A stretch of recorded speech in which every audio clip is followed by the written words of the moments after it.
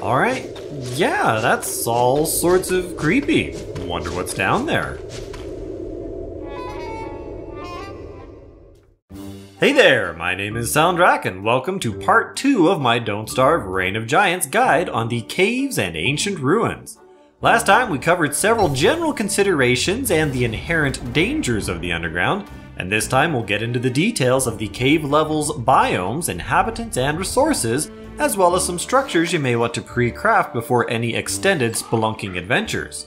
As always, chapter links are down in the description, and I'll try to point out major differences from Don't Starve Together with on-screen notations.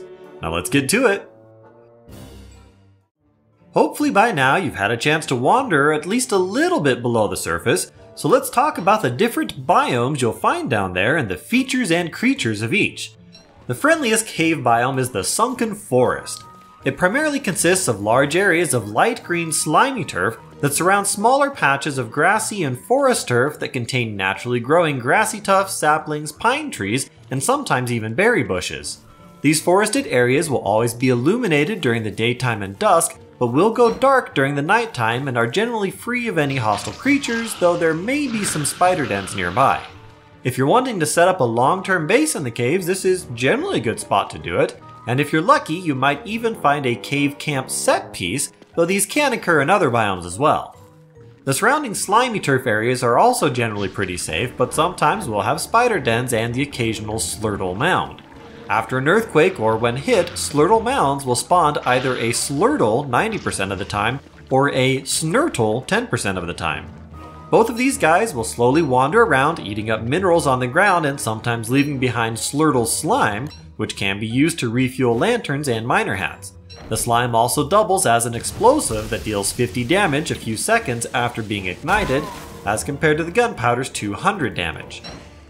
The slurtles are recognized by their shark-like fin on their shells, have 600 health, and hit for 25 damage if you've angered them. They're neutral if you aren't carrying any minerals, but if you are, they will attack you, and each hit will knock a single mineral out of your inventory. After you hit them a few times, they'll hide in their shell, and the shell will absorb 95% of their incoming damage, so it's best to wait for them to come back out before you start hitting them again, as even with the fresh Hambat, it will take quite a while to bust through the shell. They have a 10% chance to drop the Shelmet, which is the second best head armor in the game, sporting 90% damage resistance for you and 750 durability. Snurtles, on the other hand, have snail-like shells, won't fight back or attack you, but will hide in their shell whenever hit. The shell only blocks 80% of the incoming damage, so like their cousins, it's best to hit them only when they're out of the shell. They only have 200 health, so they'll go down pretty fast though.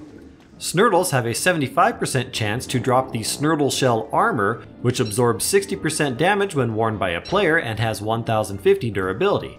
However, you can hide in the armor by right-clicking on it, making it absorb 100% of the incoming damage. You can also hide in the armor to avoid drawing the attention of periodic hounds or cave worm attacks, much like the bush hat, so long as you hide before they actually spawn. And if you do have aggro, just stay hidden and mobs will soon lose interest and drop aggro. This even works with shadow creatures and, as I'll talk about in the next episode, can be pretty handy down in the ruins level. Both Slurtles and Snurtles will knock items out of storage containers, including chests, chester, and backpacks on the ground, so you probably won't want to make a base near their mounds or otherwise linger when they are out and about. Both Slurtles and Snurtles are flammable and will explode after burning for a few seconds, but won't leave behind any loot other than some ashes. For some reason, torches don't work on them in single player, so you'll have to use a fire staff if you want to dispose of them using this method if not playing DST. If not combust, both will drop 2 slime and a broken shell in addition to the chance to drop their respective armor pieces. In single player Don't Starve, the broken shell can only be used to make the decorative but otherwise useless potted fern. Other than slimy turf areas, slurtle mounds are typically only found in the cave level mush tree forest biomes. Moving on to the cave swamps, there are 2 variants of this biome, one of which is pretty safe and the other can be quite dangerous. The dangerous version is the spider-infested cave swamp that, much like swamps on the surface, is home to plenty of tentacles lurking beneath the surface as well as lots of spider dens, many of which may be level 3 from the get-go. Reeds are common here, and you can also find spiky bushes which will hurt you when picked, but otherwise have the benefit of growing year-round. As with Sunken Forest, the spider-infested cave swamp will generally have patches of light that filters down from the surface. The other type of cave swamp is the light flower variant, which is usually one of the best places to stock up on light bulbs. You generally won't find any regular tentacles here, but will instead find their big brothers, the large tentacles, also known as tentapillars. These things are neutral when approached, but if hit, spawn baby tentacles around them. The babies only have 20 health and do 5 damage per hit, but don't drop any loot. You'll have to clear a path through them to get back to the large tentacle, which has 500 health and can drop a variety of loot options, but to be honest are generally not worth the effort. In single player Don't Starve, you can't do anything with the resulting hole other than attack it to cause some creepy noises, but in DST these things function much like wormholes on the surface. However, in DST they are spread out throughout the cave system rather than clustered in a swamp. The final cave biome that has vegetation growing it is the mush tree forests. These can be either red, green, blue, or mixed with mush trees and mushrooms of their respective colors growing on matching colored fungal turf. The mush trees can be chopped down for 1 cap of the respective color and 2 logs from the blue mush trees, while red and green only drop 1. The stump of each can be dug up with a shovel for an additional log. Mush trees provide a small amount of unending light and can be lit on fire to warm up during the winter, but if destroyed they are non-renewable and will never grow back. These forests will usually have at least a couple of light flowers growing, may have some slurtle mounds, and can also have some depths worms which will usually be hiding in the ground with only their glowberry visible. Although the game will give you the option to try to pick this mysterious plant, doing so will cause the worm to attack you, though if you run far enough away, they'll typically go back to their hiding form. Also, I'm not sure if this is a bug or intended, but I have on occasion found mush tree forests that are infested with tentacles, so tread with caution on the fungal turfs. The blue mush tree forest is worth talking about more specifically, as in single player Don't Starve, it is where you'll find rabbit hutches, home to the subterranean bunnymen. These guys are rabid vegetarians and will attack you on sight if you have any meat in your inventory. Chester, however, is safe if he has otherwise offensive protein stored inside of him. Bunnymen have 200 health, protect one another, and deal 40 damage with their bite attack. When damaged, they will run away, making them sometimes difficult to kill yourself. If befriended by feeding them a carrot, they'll provide a sanity boosting aura much like befriended pigs, and will thereafter attack anything that attacks you or that you attack, including other bunnymen. Setting off a bunny civil war is one way to effectively farm these guys. Bunnymen, whether befriended or not, are also very helpful in dealing with cave worms and cave spiders, which we'll get to in a minute. Their loot drops were nerfed pretty hard in DST, where they only drop a solitary item, but in single player they still drop 2 carrots and either a big meat or a bunny puff when killed. They are only active during the dusk and night and sleep in their hutches during the day. If your sanity is at 40% or less, the bunnymen will turn into the somewhat freaky looking and sounding beard lords. Despite their scary appearance, these guys are neutral so long as you don't offend their vegan sensitivities, but their attack goes up to 60 per hit, they attack more often, and they have a sanity draining aura around them, so be careful of initiating combat. They can still be befriended with carrots and will still run away when hurt, but when killed will always drop 2 beard hair and monster meat. If you aren't Wilson, this is one of the best sources of beard hair for making the resurrection granting meat effigies. Both bunnymen and beardlords can be kept outside the hutches even during the daytime by placing a powder cake in a fenced off area, similar to how pigs can be kept outdoors with bait such as a pigskin. Carrots on the ground can also be used, but they'll turn to rock pretty fast. Moving on to the more barren looking landscapes, next we have the Rocky Plains, which is another safe biome to explore. There are no plants growing here, including light bulbs, but this is where you'll generally find the friendly rock lobsters, which can be recruited by feeding them rocks, flint, gold, or gems, making them powerful allies against hostile creatures. They'll follow you for 3 minutes per item fed, regardless of what you feed them, up to a maximum of 2.5 days if fed 7 items at once. When killed, they drop 2 rocks, 2 flint, and a meat, but these are tanky little dudes and generally not worth the effort of bashing down yourself, particularly since they protect the herd and hit for between about 56 to 90 damage, depending on their size. When hurt, they'll camouflage themselves as a boulder, which reduces their damage by 95% and regenerate 10 health per second. So yeah, pretty hard to kill, but very useful against certain bosses. As for the boulders in the Rocky Plains biome, they're probably not worth mining, as these flintless boulders will only drop 4 to 5 rocks when mined. Similar to the Rocky Plains, there are 2 variants of the stalagmite biome, and neither have any plants in them. Normal stalagmites look like this on the map and this in the world, and this biome variant is home to the dangerous cave spiders and spitters, which reside in stalagmite dens. The cave spiders have 150 health and deal 20 damage with their attack, but have a nasty habit of hiding in their shells when hurt, which reduces incoming damage by 75%. Their spitter brothers don't have a shell to hide in, but have 175 health, and shoot a ranged attack when not close to you that hits for 20 damage. Like spider warriors on the surface, the spitters can't be stun locked, making them particularly dangerous foes, especially if you have several around at once. The cave spiders, on the other hand, can be stun locked. Both of these guys hide in their dens except at night, and will otherwise only come out if something disturbs the surrounding webbing or attacks a nearby spider. As with all spiders, they are neutral to Webber, who can walk there safely and befriend them with meat, and they can also be befriended using a spider hat. And as with all spider webbing, you can safely pass through if you stay on the edges. Just remember that Chester is not smart enough to do that, and sometimes the den itself will block your path. The stalagmite dens house 2 or 3 spiders with a 33% chance for each resident to be a spitter, otherwise it will be a cave spider. You can use a pickaxe to destroy the den, but hitting it will of course cause all residents to emerge and defend it, if stepping on the webbing hadn't already. And you probably want to clear out at least a couple of these dens, as this type of biome always houses the Thulecite sinkhole that leads to the ancient ruins, and it is usually surrounded by several dens.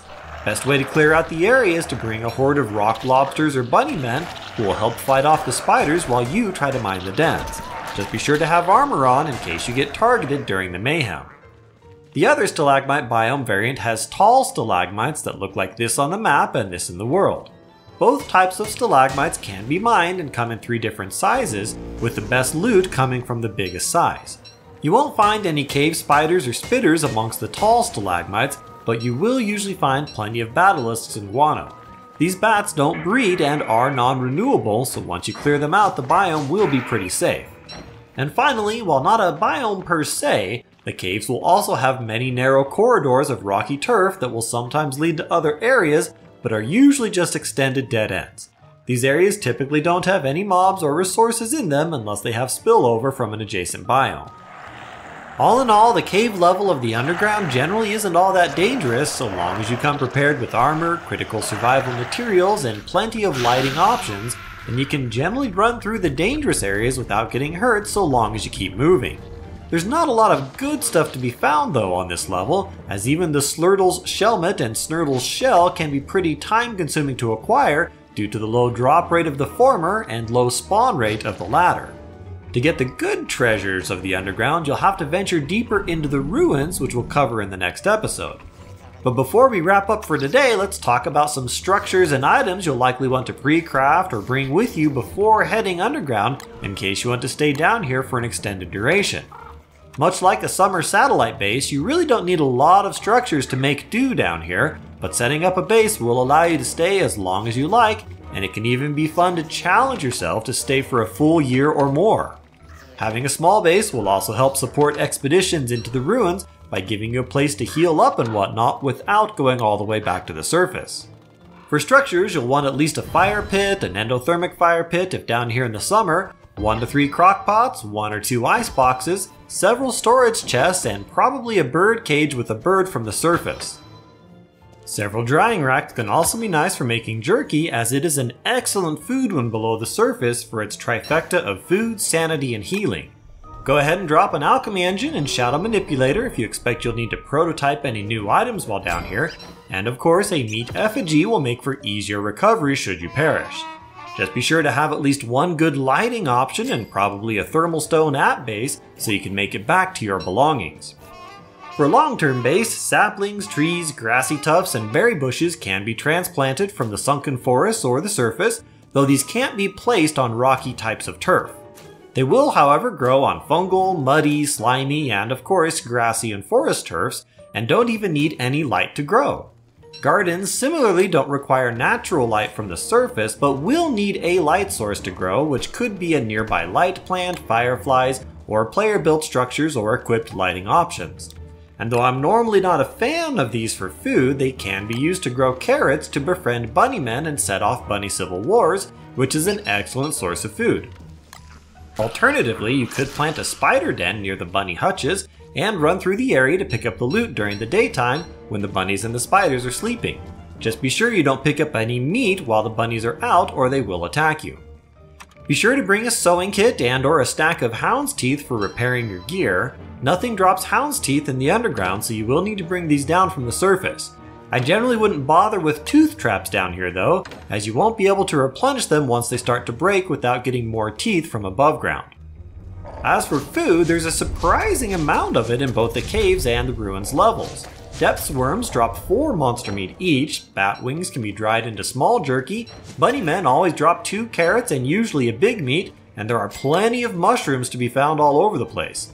Blue mushrooms are particularly useful as they can be eaten raw for 20 healing and 12.5 hunger, but minus 15 sanity. And cooked, they hurt you for minus 3 health, but restore 10 sanity. Eat 1 raw and 2 cooked, and you'll net yourself 14 health, 12.5 hunger, and 5 sanity. And of course, all mushrooms can be used as a vegetable for making pierogi if you have a bird around for making eggs.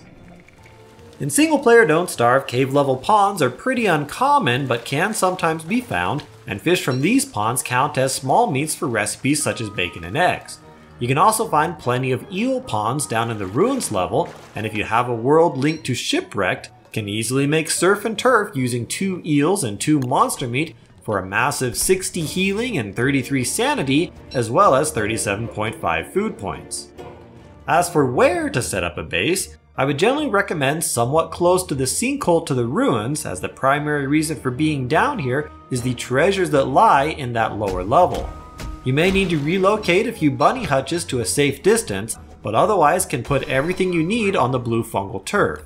Extra bonus points if there's a herd of rock lobsters nearby.